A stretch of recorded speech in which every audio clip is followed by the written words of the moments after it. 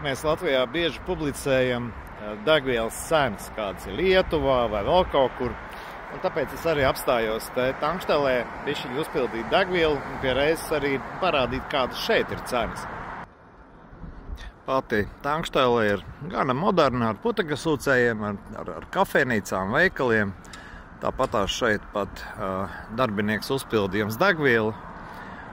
Un te mēs pārējām tālāk pie cenas.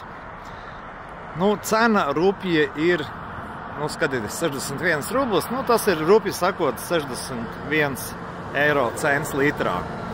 98. 95 centi, 95. Gandrīz 62 centi. Varat iesiet pēc kursa un apstīties. Un te varbūt arī ir atbilde tam,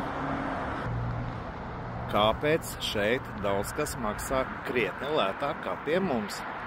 Saprotams, ka viņiem ir savs benžuks, un ja viņi var noturēt, kas jau skaitās diezgan dārgi, bet priekš mums vienkārši vispār limonādes cenu, tad no tā arī izariet vispārējais. Tātad ražošana lētāk, loģistika lētāk, viss pēc ķēdītes kļūst lētāks.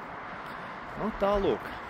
Kad vietējie krievi man sāk žēloties par savu dzīvi, tad es viņiem arī parasti saku: aizbrauciet pie mums, sāciet maksāt 3 reizes vairāk par degvielu, un te jums būs savādāka attieksme par to, kā jūs šeit dzīvojat.